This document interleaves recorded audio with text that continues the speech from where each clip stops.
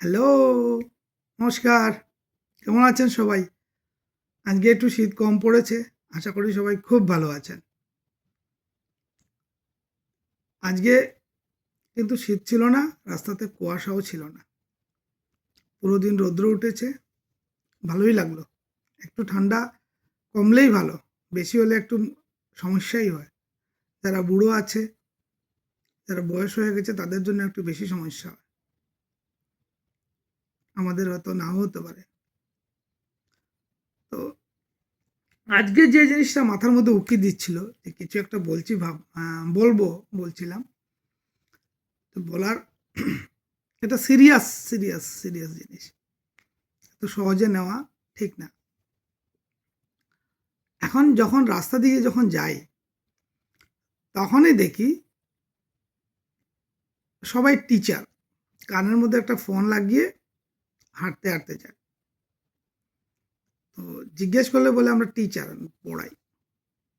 তা আমার মনের মধ্যে একটা সংশয় জাগে যে সারাক্ষণ কানের মধ্যে ফোন লাগিয়ে হাঁটতে হাঁটতে যায়, ও গিয়ে বাচ্চাটাকে কি পড়াবে? কনসেন্ট্রেশনটা কোথায়? তো সেটা একটা বিচার্য বিষয়।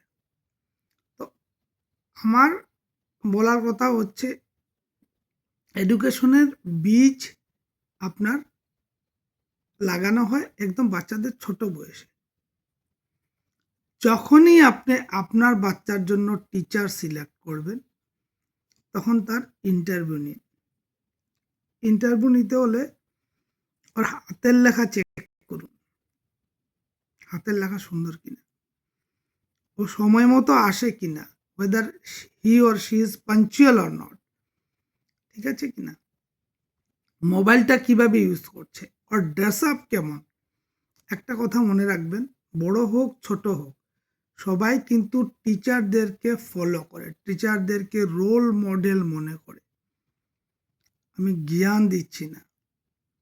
ছোটবেলা আপনি আপনার ছোটবেলার কথা মনে করুন, দেখবেন আপনি আপনার টিচারকে রোল মডেলই ভাবেন। মা বাবা যাই বলুক, মানলে হবে, না মানলেও চলবে, কিন্তু টিচার যদি কোনো কথা বলে দেয় সেটা মানতেই হবে। স্যার বলেছে, ম্যাডাম বলেছে। ওই জায়গাটা খুব সেন্সিটিভ জায়গা।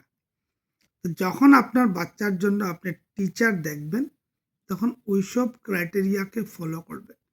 নতুবা শুরু যদি গড়বড় হয়ে যায়, আপনার বাচ্চার যদি ভালো হ্যাবিট গ্রো না হয় তাহলে কিন্তু শেষ। কথাটা মনে রাখবেন। Morning shows the days. সকালবেলা দেখে আমরা সারাদিন বুঝতে পারি যে আজকে দিনটা কেমন যাবে। ঠিক যাকে তাকে দিয়ে পড়াবেন না। যদি এডুকেশন আপনার বাচ্চাকে দিতে লাগে, ভালো শিক্ষা দিতে লাগে, ওই জিনিসটা মাথায় রাখবেন। আমি একটা গল্প বলছি। আমার ছেলেকে একজন কেউ এসে পড়াতো। আমি দেখতাম সারাক্ষণ ও ফোনেই ব্যস্ত থাকে। যদিও সারাক্ষণ ফোনে ব্যস্ত থাকে তাহলে আমার ছেলেকে কি পড়াবে? কিছুদিন পরে আমি বাদ দিয়ে দিলাম। বললাম তোমার একটা জিনিস তুমি বাদ দাও, যদি বাদ না দিতে পারো কালকে থেকে পড়াতে আসতে লাগবে। দেখুন, সবাই ডাক্তার ইঞ্জিনিয়ার হয় না, হবেও না। তার জন্য চোখের ডাক্তার, কানের ডাক্তার, নাকের ডাক্তার, মাথার ডাক্তার, পেটের ডাক্তার সব আলাদা আলাদা আছে। তো আপনার ছেলে মেয়ের জন্য একটা নির্দিষ্ট জায়গা আছে, ওকে ওর জায়গাটা চুজ করে নিতে দিন, ওকে ফ্রিলি বাঁচতে দিন। আর আজকালকে কি হয় আমি দেখি টিউশন টিউশন টিউশন টিউশন, বাচ্চারা কি পড়ে জানি না, মাস্টারই পড়ে। আর 40 পাতার পিডিএফ দেয়, 80 পাতার পিডিএফ দেয়। তো বাচ্চা পিডিএফটা যে নিয়ে আসে ওটা প্রিন্ট করবে, খাতা বানাবে, পড়বে, শিখবেটা কোন সময়? আমাদের সময় এমন ছিল না। ক্লাসে আমরা নিজে আনসারগুলো রেডি করতাম। তার জন্য কি হতো, কিছুটা প্র্যাকটিস হতো, লেখার প্র্যাকটিস হতো। হুম কিছুটা লেখার প্র্যাকটিস হলে কি হতো, কিছুটা শেখা হয়ে যায়। তো এইসব জিনিসগুলো মাথায় রাখবেন। আমার মনের মধ্যে যেটা আসলো আমি দেখতে যাই, দেখি